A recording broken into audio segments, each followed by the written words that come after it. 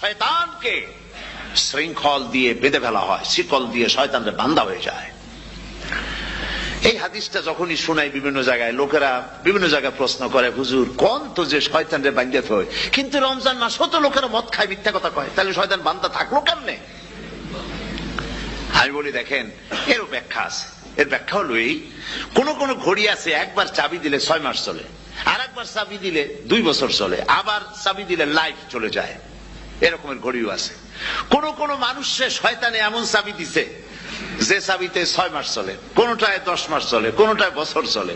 রোজার মাসেও যারা গুনাহ করে শয়তানে এমন চাবি দিছে যে রোজার মাসেও বন্ধ হচ্ছে না, এরা শয়তানের খপ্পরে পড়ে গেছে। আল্লাহ এই চাবি থেকে মুসলমানদেরকে হেফাজত করুন, বলি আমিন। জোরে বলেন আমিন। শয়তান থেকে পানাহ কেউ দিতে পারে না, কোন গভর্নমেন্ট পারবে না। ব্রিটিশ গভর্নমেন্ট পারবে নাকি? American government? কেউ পারবে না। শয়তান থেকে পানাহ দিতে পারে কেবলমাত্র কে? ওই আল্লাহ রাব্বুল আলামিন আমাদেরকে শিখায় দিয়েছেন, শয়তানের ওয়াসওয়াসা থেকে আমার কাছে পানাহ চাও। আউযু বিল্লাহি মিনাশ শাইতানির রাজিম। বিতাড়িত মরদুদ শয়তানের ওয়াসওয়াসা থেকে পানাহ চাই, আল্লাহর কাছে পানাহ চাও। আল্লাহ পাক বলেন আমি পানাহ দিতে পারি শয়তানের ওয়াসওয়াসা থেকে। শয়তান থেকে আশ্রয় একমাত্র সিকিউরড, নিরাপত্তা পেয়েছেন আল্লাহর পয়গম্বরেরা। সুবহানাল্লাহ। আম্বিয়া আলাইহিমুস সালাম তারা আল্লাহ কর্তৃক নিয়ন্ত্রিত, শয়তানের ক্ষমতা নাই পয়গম্বরদের কাছে যাওয়া। চতুর সীমানার ভেতরে শয়তান প্রবেশ করে কোন নবীকে ওয়াসওয়াসা দিতে পারবে না, বলি সুবহানাল্লাহ। এই জন্য শয়তান থেকে বেঁচে যাওয়া, শয়তানের ওয়াসওয়াসা থেকে বাঁচা খুবই কঠিন। সেই জন্য আল্লাহ পাক বলছেন শয়তানকে বেঁধে রাখা হয়, জান্নাতের সমস্ত দরজা খোলা, জাহান্নামের সমস্ত দরজা বন্ধ হয়ে যায়। এই নিয়ামতের মাস আমাদের সামনে। প্রত্যেকটি যখন কোন ওয়ার্কশপ হয়, তো ওয়ার্কশপের জন্য এক একটা কি বলে সিলেবাস থাকে। রমজান মুবারক একটা ওয়ার্কশপ। এই ওয়ার্কশপের মধ্যে একটা সিলেবাস আছে, সেই সিলেবাসের নাম হচ্ছে কোরআন। কোরআন কোরআন কোরআন নাজিলের মাসে আমরা কি কোরআন তেলাওয়াত করি? বলেন।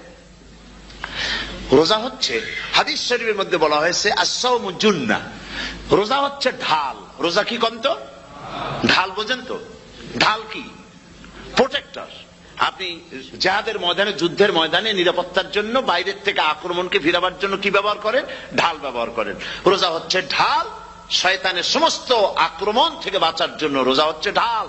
রোজার দিনে কেউ যদি আপনার সাথে ঝগড়া করে, তাহলে রাসূল বলেছেন তুমি বলো, তুমি ঝগড়ায় প্রবৃত্ত হবে না। তোমার সাথে যদি কেউ ঝগড়া করে, তুমি বলবে ইন্নী সাইম, আমি রোজাদার। আমি তোমার মতো ঝগড়া করতে আমিও পারি, আমি তোমার মতো গালাগালি দিতে পারি, কিন্তু আমি দেব না, ঝগড়াও করব না, গালিও দেব না, মারামারিও করব না, কারণ আমি রোজাদার। সুবহানাল্লাহ।